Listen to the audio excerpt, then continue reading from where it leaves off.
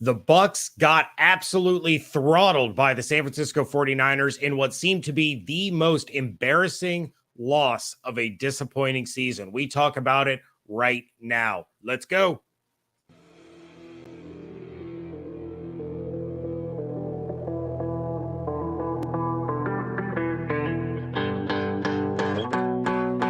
You are Locked On Buccaneers, your daily Tampa Bay Buccaneers podcast, part of the Locked On Podcast Network, your team every day.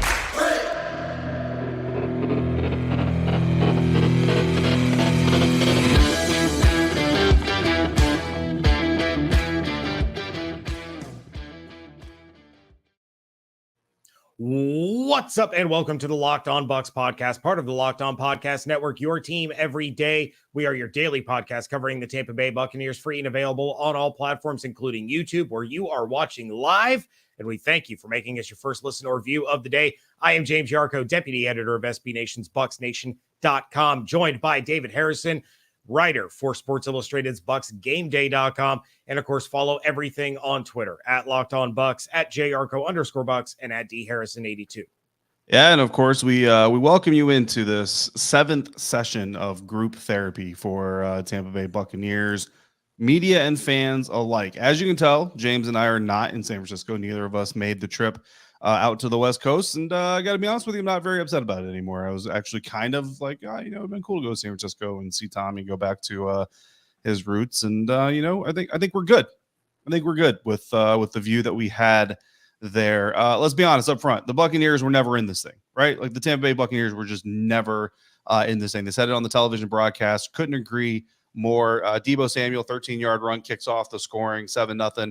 And then with 5 ticks off of the second quarter clock, rookie quarterback Brock Purdy runs it in from 2 yards out. Scramble drill, finds some space in the middle of the Buccaneers defense, gets into the end zone. And that was it. 14:55 in the second quarter, game-winning score. Buccaneers lose. James, what was the turning point in this game, in your opinion? Without a doubt, in my opinion, it was the Buccaneers' second offensive possession. And we can talk about why on earth Todd Bowles trotted Ryan Succop onto the field for a 55-yard field goal when his pregame long was only 51. But even after that, the Bucs defense, after that drive, held San Francisco to a 3-and-out. San Francisco had -5 yards on that possession. So the Buccaneers have a chance to tie things up. Defense does its job. And finally, we get a Tom Brady to Mike Evans touchdown for 66 yards until, for the second consecutive week, Donovan Smith gets flagged for holding and negates a touchdown pass. So instead of 7-7, it is now 2nd and 20. The Bucs would gain 2 yards, punt on that 3-and-out, and the offense flat out never recovered. And David, you and I have defended Donovan Smith on this show to the ends of the earth, even before Bruce Arians came to town, when he was struggling early on in his career. We still defended him. It's becoming impossible to do that with the way he's playing this year. Yeah, no, it incredibly is, and look, I understand, and we're not going to get too deep into the full conversation in this postcast episode. Again, a brief kind of 12-minute episode, just kind of briefly get some initial thoughts out, and then we're going to come back to you guys. We will be dropping our regularly scheduled episode, which will come out Monday morning on audio for those of you listening on audio, and on YouTube it will drop essentially as soon as it's done. We'll drop it. Give this one about 6 hours to breathe on YouTube, and then we'll drop it after that point. So a lot more thoughts to come, but kind of initially speaking, Donovan Smith, man, I mean, look, listen, personal things are personal things, and I'm never going to judge a man for having a personal life and for having issues in there and all these things. And here's what I would say. And I don't know that it actually happens. And it's getting harder and harder to say that we have faith in Todd Bowles in any way, shape, or form. But I would hope that if there was a better option, like if Donovan Smith is truly kind of degraded because of what's going on in his personal life, whatever that is, hope everybody's healthy at least. If not, obviously if they're all healthy, then somebody's not happy at least. And that's unfortunate. Even if Donovan Smith is being impacted by something personal, if this downgraded version is really better than what you have behind him, that's in and of itself, that's already a problem. That's not a problem you're going to fix right now. There's nobody walking around the streets that's better than Donovan Smith right now. And maybe, who knows, if Tristan Wirfs wasn't hurt, maybe Josh Wells would be getting some burn on that side of the offensive line. It's all really kind of hard to tell right now. But my turning point for this game, James, honestly, was the win against the New Orleans Saints, right? And I talked about it in the post game with Ross Jackson. We talked about it throughout the week on our show and in some of our episodes. We talked about it with our listeners and our viewers. I was concerned, happy that the Bucs got the win. It was a critical win, divisional win, all that stuff. Happy about it. But I was concerned because, again, in the post-game press conference, Monday night, Tuesday morning, whatever time it was, Todd Bowles came out and almost wanted to take a victory lap around the press conference, around the media room, because his reliance on, playing the patient game and all that stuff. And I'm going to stand on 14. I'm not going to hit right there. It's too risky. It worked in a sense, you know what I mean? And my concern all week long, I did multiple radio shows, a crossover, did all kinds of craziness. And I said on all of them, my concern was that Todd Bowles was going to take what happened against New Orleans to mean he can continue to be vanilla, be basic, be less than aggressive, and that it would continue to work. Yes, we got a deep shot to Mike Evans, I think earlier than anybody probably expected given history. So, I guess a little bit of kudos, a little bit more aggressive early on. The 11th play of the game, James. That was the 11th offensive play. You have got Chris Godwin's, Mike Evans. You've got Rachaad White working for you, Leonard. There is zero reason not to be taking shots downfield. Stress this San Francisco defense. They're the number one defense in the National Football League. Mm-hmm. You're not going to beat them with vanilla offense. It's just not going to happen. Like, you can't come into this game thinking that vanilla offenses are going to beat this defense, especially with Nick Bosa actually being active. But that's what we saw early on. And then once, that connection was great. It was a blown coverage, obviously, by the Niners defense, and they could have taken advantage of it. Donovan Smith, undid it. And look, his hands were on the outside of the guy's shoulder pad. That's a hold, man. That's a hold. And every officiating crew, maybe worse holds don't get called, but by the rules, that is a hold. And if you get caught doing what you're not supposed to do, it's hard to blame the people who caught you. So, it is what it is. But after that point, like you said, they really never came back from it. But I look at it and I say, coming into this thing, it was very, very clear that Todd Bowles said, we can continue to do what we've been doing and we will be okay. And they weren't, and it's not. Yeah, it was incredibly frustrating. And, you take a look, and you mentioned it on our preview episode that you were worried that Todd Bowles was going to sit back there and try to get his defense to win this game as well. And it looked kind of like that's how he was leaning for this one. And yeah, the game against the Saints, maybe it did do a little bit more harm than good. Of course, the Bucs needed that division win, but this team, like, what do you say at this point? I mean, even the national broadcast, this was America's Game of the Week on Fox, and Fox left this game because it was so bad. And I do have to say, real quick in the chat, Tony, no, that is not what David said. Go back and watch the episode. You are misphrasing what David actually said after that game.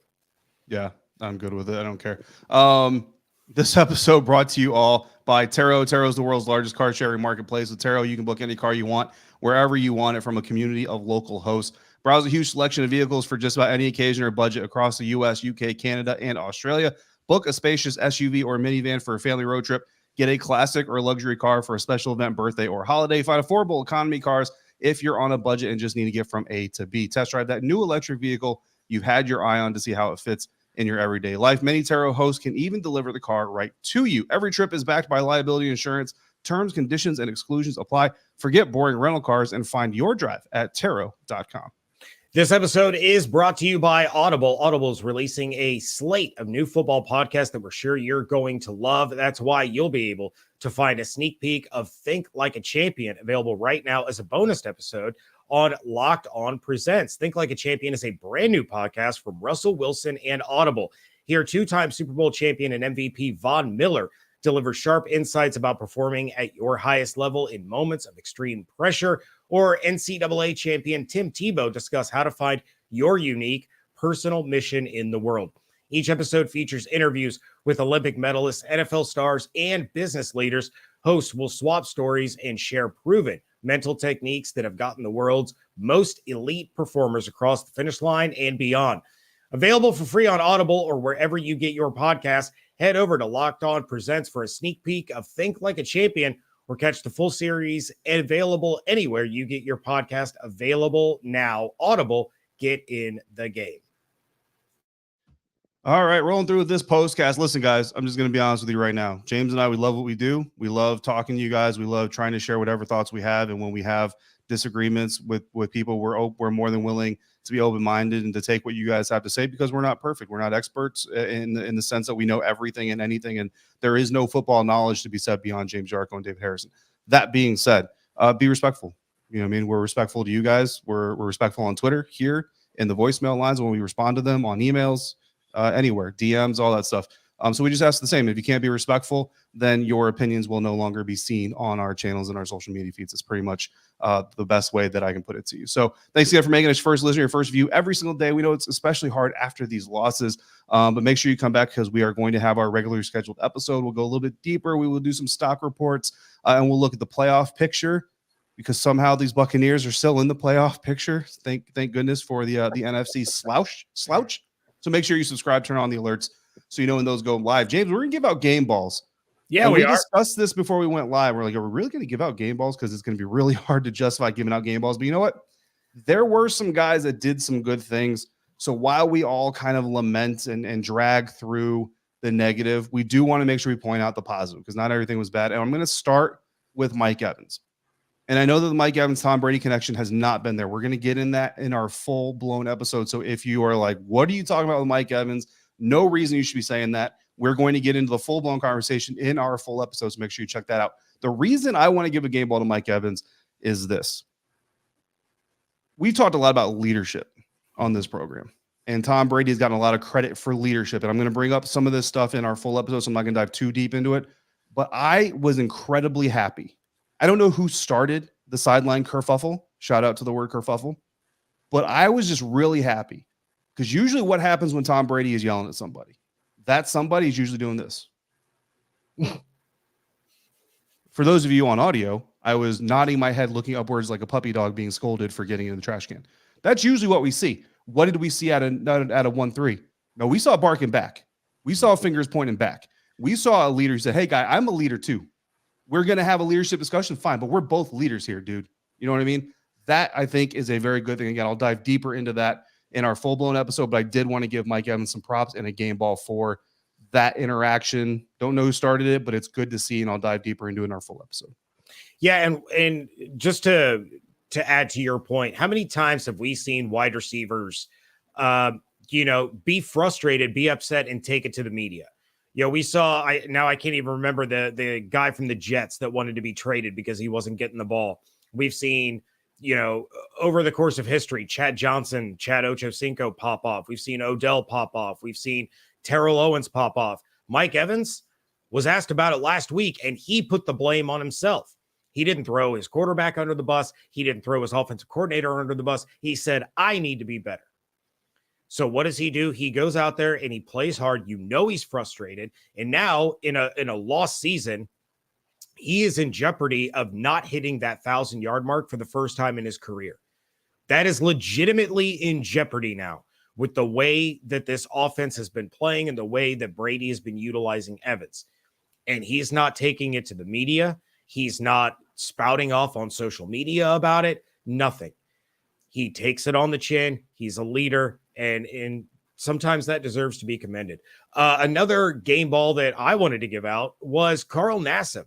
Nassib in a tough spot, in a tough game. We saw Vita Vea go out. Joe Tryon-Shoyinka went out. And this team was getting their doors blown off. Carl Nassib played hard to the very end. I still don't understand why the Buccaneers trotted out their starters on offense to go 4 and out just by handing off to Rachaad White all 4 plays. You could have done that with Kyle Trask and Gio Bernard. Why are you putting your starters out there if you're just going to throw in the towel and give up? Carl Nassib never did that. He still played with a high motor, was deflecting passes, was getting after the rookie running back Mason. And again, something like that should be commended when half the team pretty much stopped caring. Yeah, no, absolutely. It absolutely should. And the number one game ball, I see some of you in the chat are calling for it. So we are actually absolutely going to give this young fella a game ball. It is Deven Thompkins, Utah State Aggie great Deven Thompkins. Raise your hand if you've been wanting to see somebody other than Jalen Darden returning kicks for the Buccaneers this season. Everybody, every stinking body's raising your hands, right? Deven Thompkins finally gets the opportunity. And look, I tweeted, I kind of said it in jest, but honestly, if somebody did the math and would prove me right, I wouldn't be completely surprised. Deven Thompkins probably avoided / broke more tackles on his first return of the season than Jalen Darden voluntarily took on the entire season. I'm saying voluntarily, not like couldn't get away from him by running to the sidelines fast enough, like a tackle that he actually tried to take on and try to make a void or miss. Deven Thompkins did it in one return. And then, of course, gave the Buccaneers an opportunity to begin the second half to try to get back in it. Unfortunately, it was squandered and thrown away.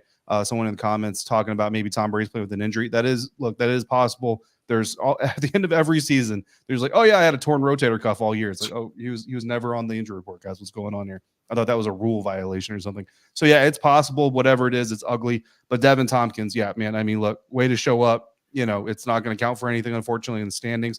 But way to show up, young guy. I actually saw people on Twitter. As you guys know, I run the Bucs Nation Twitter account during games. I saw people on there saying this is really the guy that we cut Jalen Darden for to return kicks, and we're complaining about his performance. I'm like, Jalen Darden shied away from any kind of contact possible. And if you go all the way back, I was pounding the table to keep Deven Thompkins on the 53-man roster. I loved what this kid brought to the team, both on offense and on special teams.